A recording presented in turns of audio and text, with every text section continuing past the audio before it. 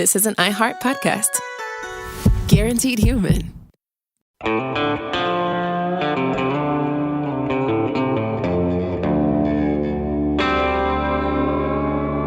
Body Bags with Joseph Scott Morgan.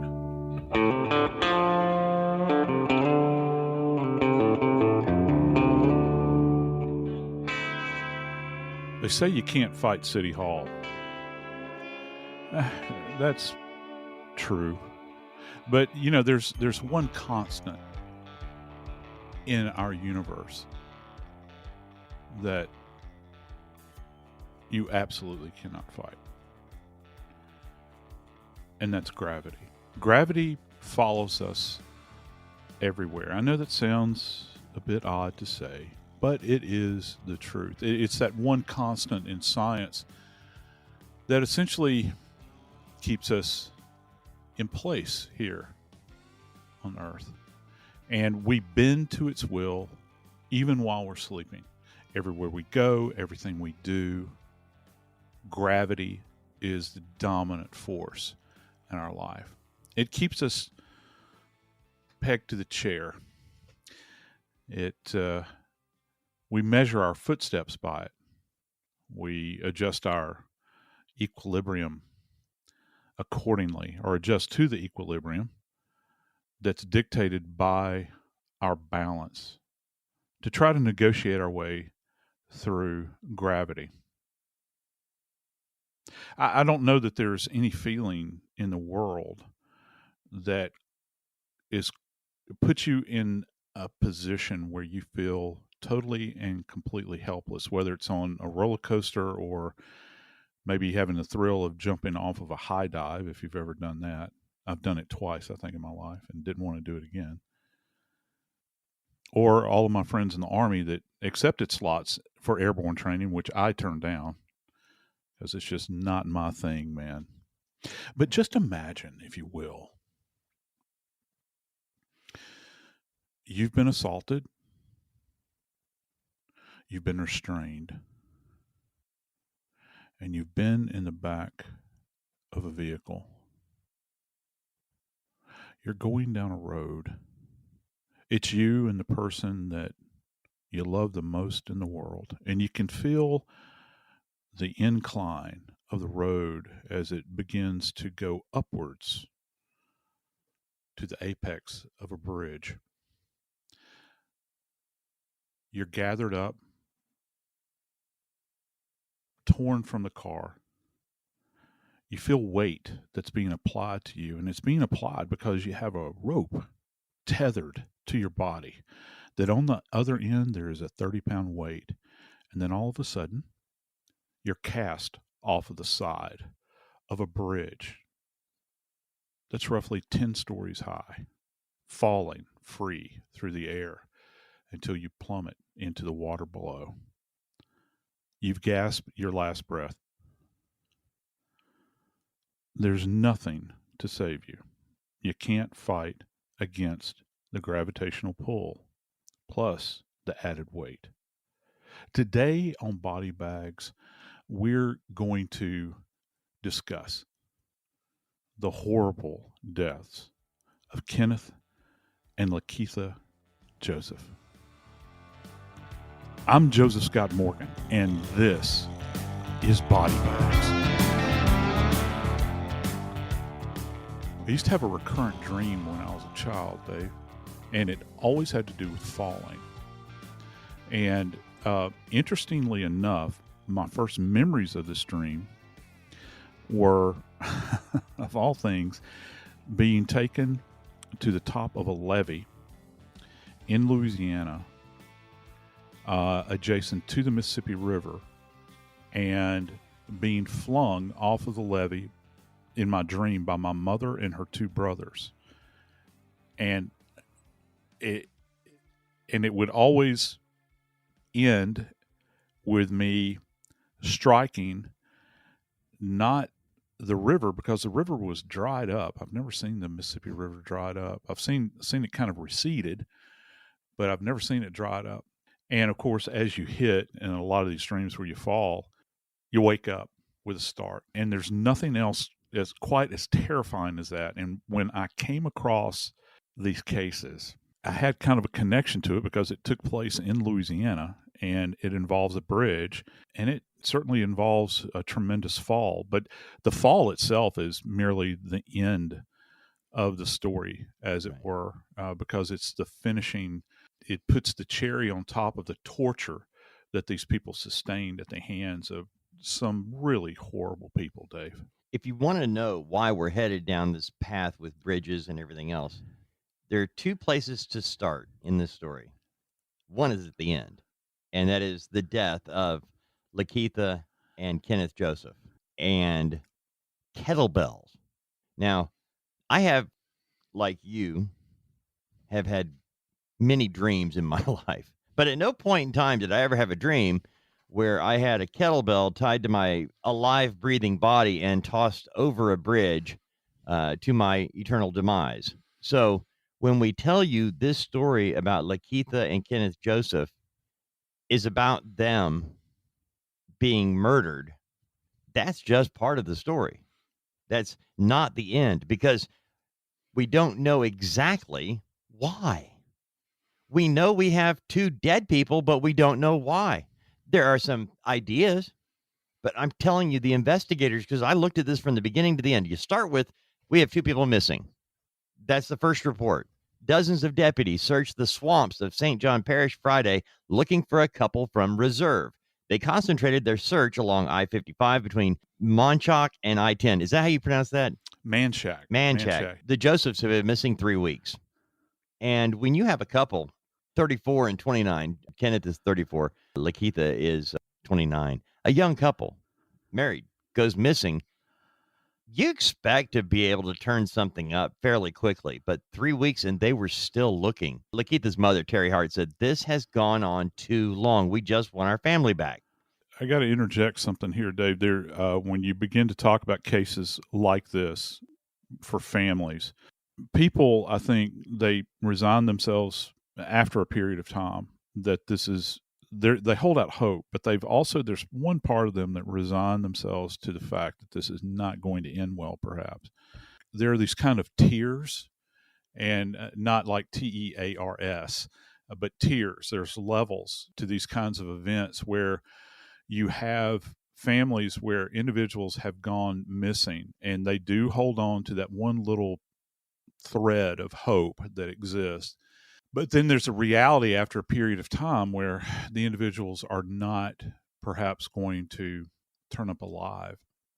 And there's that hope that they have that when they go missing, you have this thing that's welling up inside of you. And I've heard families say this over and over again about, we were so terrified, we were so afraid that they were being mistreated, that they had harm being done to them. And then the next tier, it kind of ascends into this different level of where the individuals are found dead eventually. And then you have a whole different group of issues that they have to kind of work through and deal with. And that's what these family members are dealing with. And to that point earlier, they did have to deal, I think, and it was proven out in the cases of both of these people, that they did have to deal with some level of torture and pain and all those things. And can you imagine you're a family member and suddenly those worst fears are confirmed by the authorities? The worst fears. You're right. Lakeitha Joseph's body, her body actually floated up out of the water and was recovered, had a nylon rope tied to the leg. They've been looking now for over 3 weeks when her body is found. Yeah. What kind of condition is her body going? Assuming she, no, wait a minute.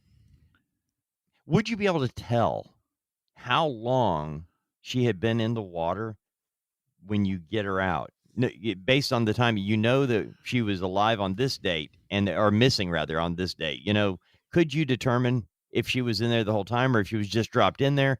How long? Yeah. It is that nuanced that you can tell if someone has been freshly placed into the water as opposed to been there for a protracted period of time. Let me back up just a second, just so that folks understand. You'd mentioned, I think it's St. John's Baptist Parish. They were from Reserve, Louisiana, out near Manchac, where their bodies were eventually found.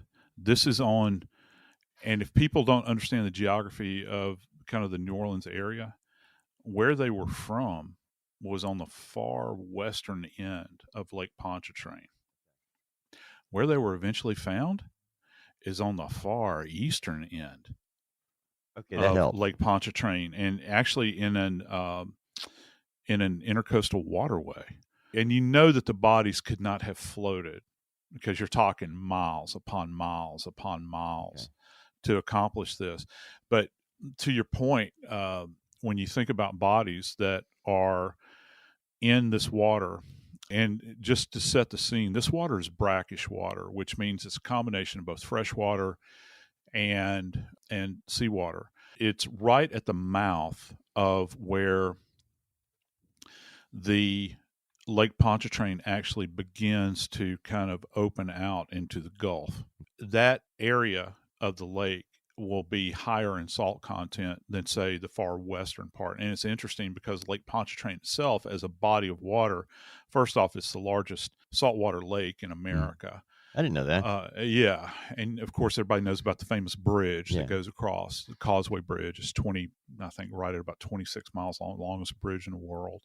The water, the salt levels in the lake itself vary greatly from one end to the other. And so, with a body that has been recently thrown into the water, you're going to see these kind of changes because the dead go through these changes just like the living do. Do you remember? I don't know if you had this experience. You had a grandma or mom, if you were swimming, they would say, "Come, let me see your hands." Yeah.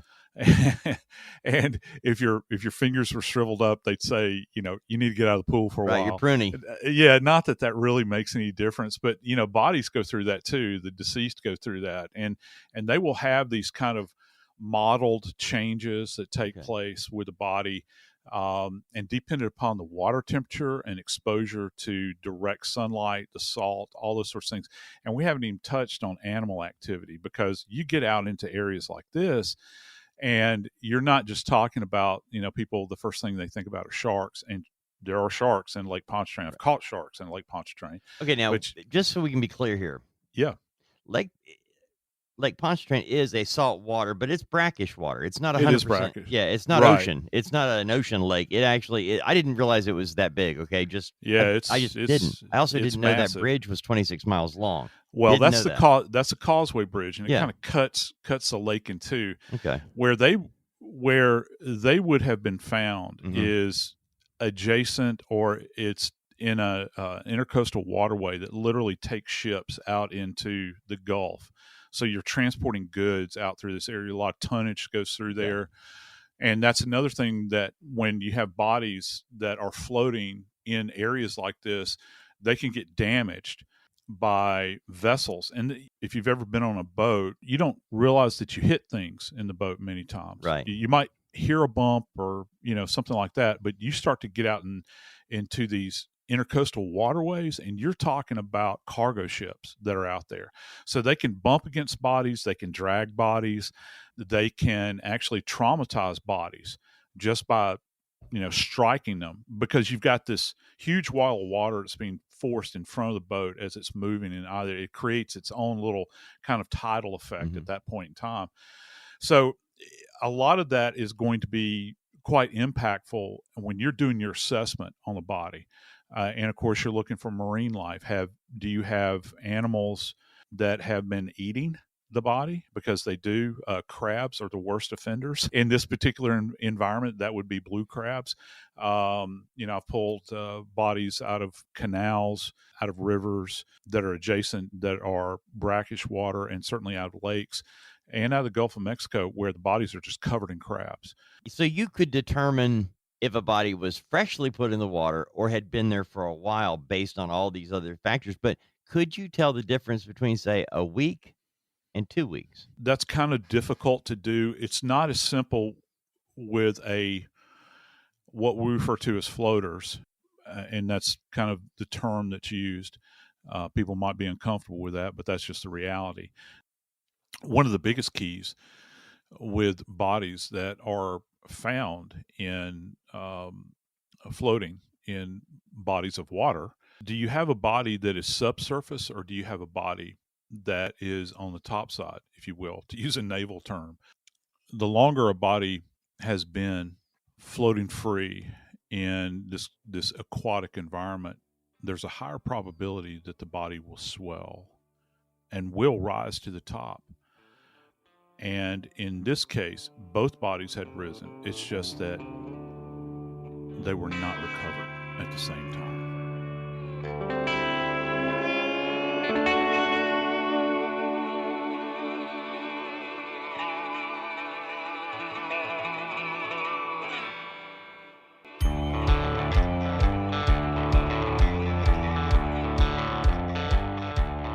You'd mentioned previously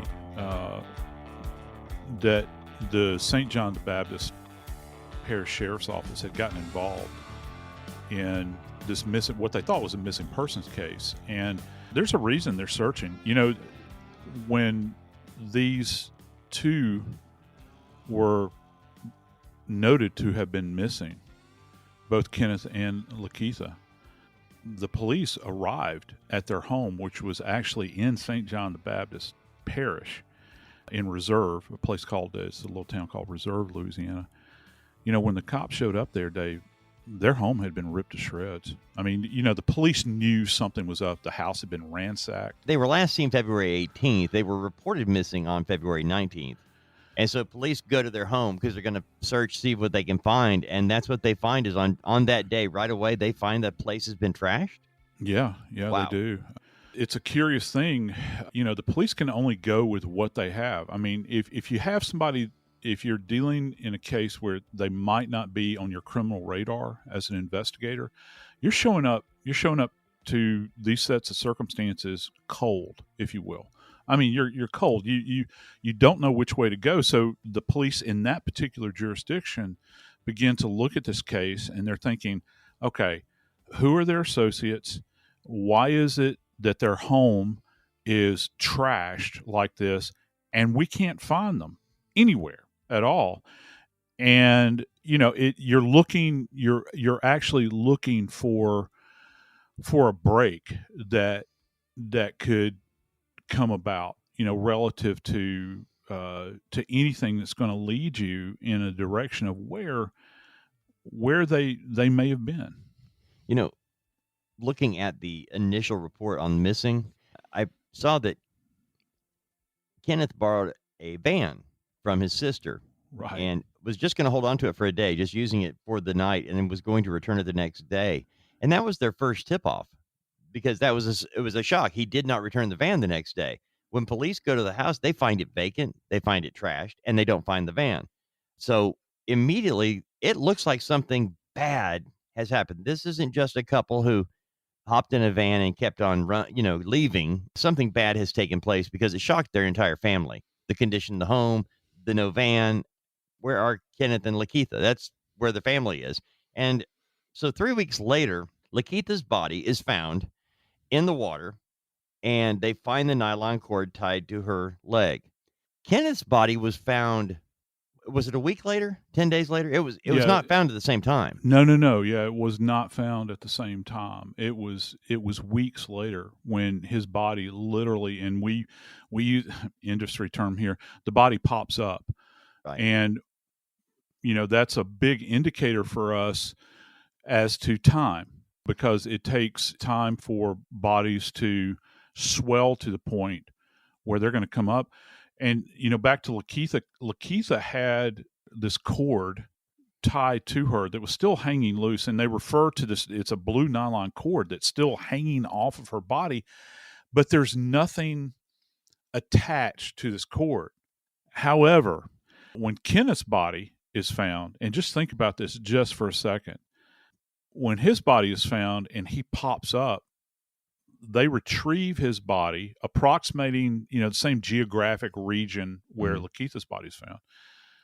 Dave, he still got this 30-pound kettlebell attached to the end of his rope. And, you know, they knew probably with Lakeitha's discovery that they were dealing with a homicide, and this is only reinforced, you know, when they find Kenneth's body. And for those who don't know what a kettlebell is, it's a workout weight that you buy. Right. It's one piece, 2.5 pounds up to, I guess, 40 or 50 pounds. You can get them. We have them here at our gym at the university. I use them probably not as much as I should, but they are, and they're filled with different things. But what's really cool about this from a forensic standpoint is that these kettlebells or the kettlebell that was found attached to Kenneth was actually purchased at Walmart. And I'm gonna give you a real insight here. We know that they were purchased at Walmart because they're Gold's Gym brand kettlebells, and guess what? Walmart's the only place that sells them. Okay. And so for an investigator, wow, that's like a gigantic discovery at that point in time. Now, it might not be a brand new kettlebell, but we do know that it's a Gold's Gym kettlebell. Okay, now the kettlebell in this case that was tied to Kenneth Joseph was a 30-pound kettlebell, correct? Yes. All right, now Kenneth was he was 210-pound man. He's 5'5", 210 pounds. So he's kind of round, okay? And the reason I'm saying this is because I have a legitimate question. No, please. We know that his wife, Lakeitha, that her body rose to the surface without the kettlebell attached. We know she had a rope, and I'm going to make a leap here based on evidence. I would be thinking, if I'm a cop, well, we knew it was tied to something. Now we know maybe it was a kettlebell that it was tied to, since her husband shows up a couple weeks later tied to a kettlebell. But would their weight at death have anything to do with how long that they would stay attached to the kettlebell, that the kettlebell could keep them under? I would just think 210 pounds would require more weight to keep it underwater than 125 pounds that Lakeitha weighed. I think that probably in this case, and I don't want to give anybody any ideas, but they would have been better served, first off, if they had used a chain instead of a nylon rope. And secondly, that you probably added an additional kettlebell, 30-pound kettlebell, to each body to kind of offset, because this is what you're fighting in this environment. And if you've ever seen like an old war movie or something where fighter pilot crashes into the ocean or they're ejected, when they have a life vest on, they can pull this ripcord on their life vest that's deflated. You're not going to fly around with an inflated life vest. And immediately, and they talk to you about this on planes even, and immediately this adds buoyancy to your body. Okay, imagine that, and the body is subsurface after it's being weighted down by the kettlebell, and of course the weight of the body itself. But what's going on internally with the body? Well, you've got these, and we've talked about this before, you've got this autolytic decompositional process that the body is going through. Gas is being expelled internally in the body as the cells begin to be digested. The gas has to go somewhere. So when you see these bodies, they begin to bloat, and bodies bloat on land too. Okay. There's some great images from the Civil War of battlefield shots of soldiers that have fallen in the field, and many of them are swollen and bloated. You'll hear people refer to it in literature.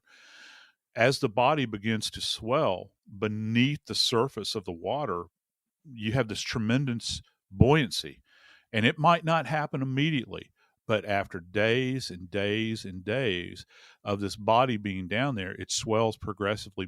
And so that offsets the weight that was initially utilized when you have, this kettlebell that was insufficient to the task. It's probably the heaviest kettlebell that they had available in the store when they were purchased in order to, complete this act. So Lakeitha, obviously the kettlebell that was used to weigh her down came loose, and her body was able to come up to the surface, correct? It did, or perhaps, remember how I talked about an ocean-going vessel? Right.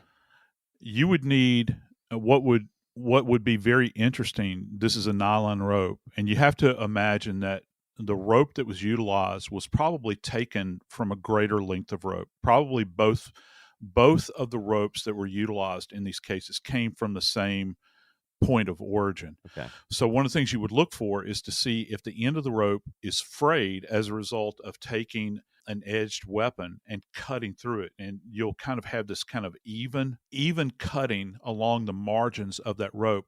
Or if this is something that occurred as a result of the thing being struck by a vessel, an ocean-going vessel, and the thing is clipped in two in kind of a jagged way, that might be an indicator. But here's one more piece of information about Lakeitha, is that when the forensic pathologist examined Lakeitha, one of her legs was broken. And so the big question is, I think, was the leg broken?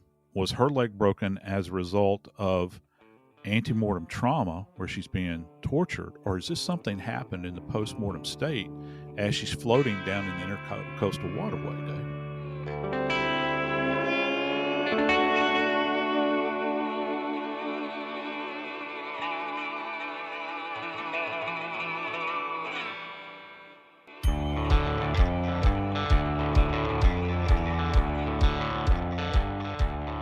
One of the biggest problems that you have with bodies recovered from water is that they do decompose, obviously. They bloat. The bodies go through all of these different changes relative to an aquatic environment that you don't see with what we refer to as dry decoms. The bodies change in such a manner that it's quite challenging, I think, in the morgue, where you pull these bodies out of bodies of water. And just kind of a little aside that folks might not know about bodies that are recovered out of water. There is something that presents on the surface of the body that's called adipocere with the dead that come out. Now you can see it on dry land too, but it's more pronounced with bodies recovered out of water. Adipocere, the old timers used to refer to it as death wax. And it actually looks like, Dave, this kind of mushrooming manifestation that looks like cauliflower or hardened cottage cheese. And it's essentially the fat that is breaking through the skin. And when you touch it, it's actually firm and hard to the touch. And I found in my experience that sometimes the adipocere can occlude or block your ability to thoroughly examine the body, particularly at the scene. You have to get back to the morgue to really take a look at the body under great lighting and really put your thinking cap on. And one of the real problems is that when you get bodies back to the morgue that have been pulled out of water, there's a certain level of repulsiveness to the bodies that you don't encounter even with dry decomps. There's something about it. You're dealing with wet bodies. You've got water that's sloshing all out of the bags. You'll have animal life that come in with the bodies.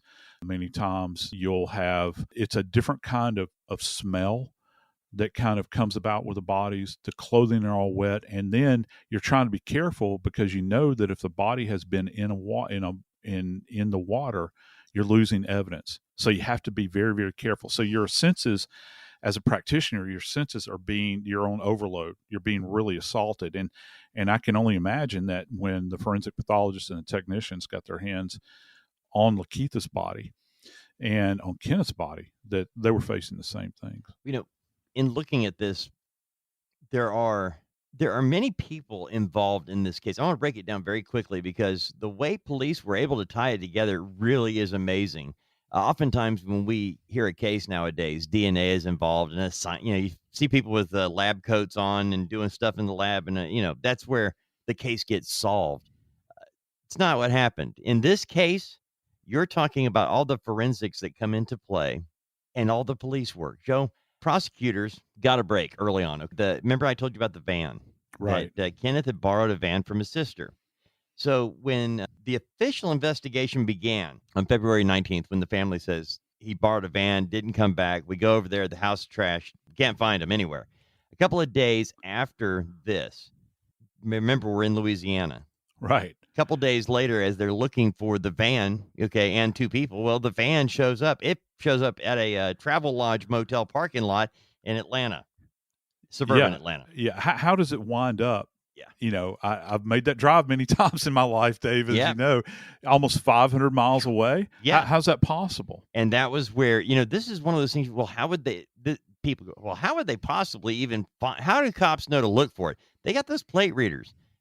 At night, police officers on routine patrol all over the place go through hotel parking lots with their little tag readers, man, and they find out, oh, there's out of state tag, and all of a sudden you find out, hey, this is a missing vehicle out of Louisiana. Boom, that's their first big break. So detectives then link the van to a guy they know. He's an ex-con named Frank Mike Jr. So they call Frank Mike in. Hey, buddy, I guess he had the van, which is, he's an ex-con. He's got a van. It belongs in Louisiana. What are you doing with it? He tells police he got the van from his street nephew, not a biological nephew. Just this is a nephew. His name is Stephen Future Bradley. He's a rapper. His rapper name is Future. And police start looking at this, and they're trying to find a tie back to Louisiana. That's their whole key. So Frank Mike Jr. says, I got the van from my street nephew, Future. And they're going, well, where's Future is actually being managed by a man out of Louisiana. The man is Horatio Johnson. Police tie all that. Again, no DNA here. We're talking about police work. Now, Joe, they know the van now ties back to Louisiana and the man of Horatio Johnson. And because of Future, tied to a recording studio. This is where Horatio Johnson is the manager, and they were recording at the same studio that Kenneth and Lakeitha were in.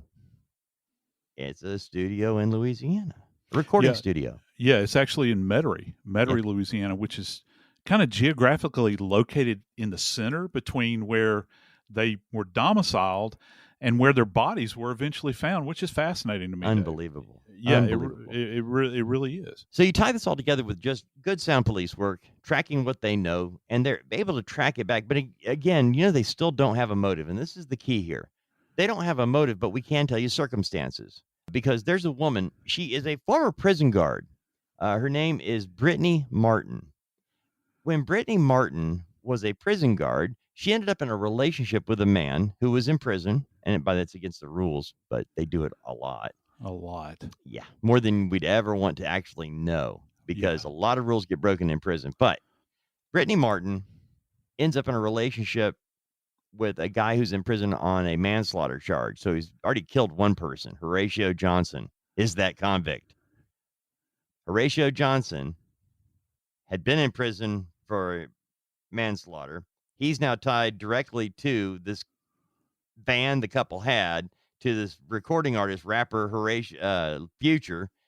The names are going to get confusing, but the bottom line is Horatio Johnson and Brittany Martin had a romantic relationship when he was in prison. They had an on-again, off-again relationship after that.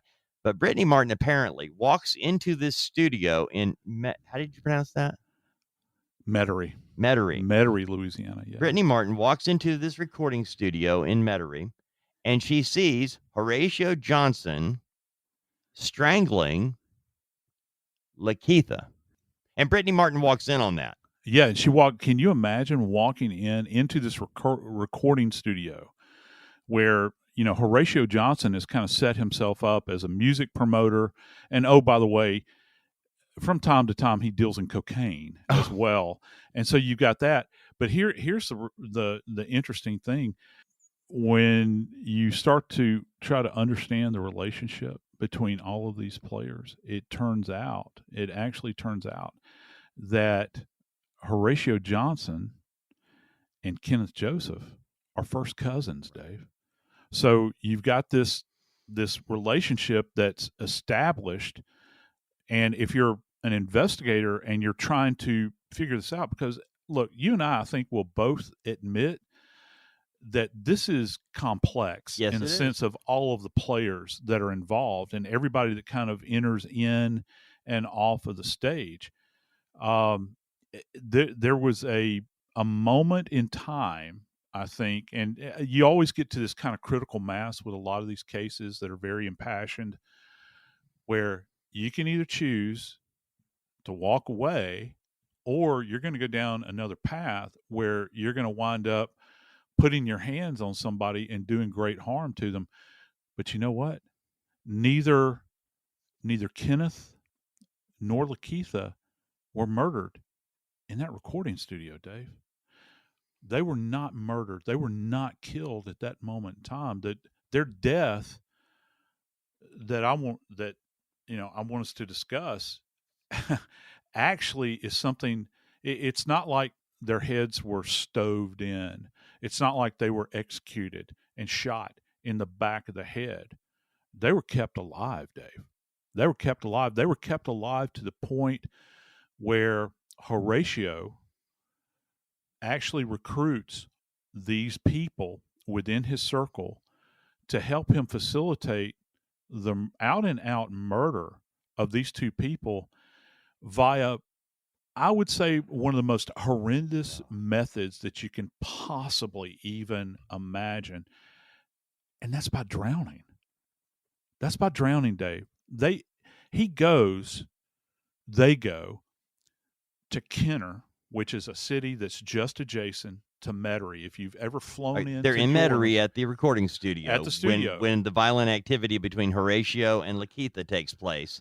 So now one has to assume they all get in the van and they're headed. They're going to go from Metairie to their locate, but on the way, got to stop at Walmart to pick up what the prosecutor calls it a murder kit. A murder kit. Which is murder kit at Walmart. Do they actually have a? Is that in the? Where do I find that at the Walmart, Joe? It's not in the home goods section, I can assure you.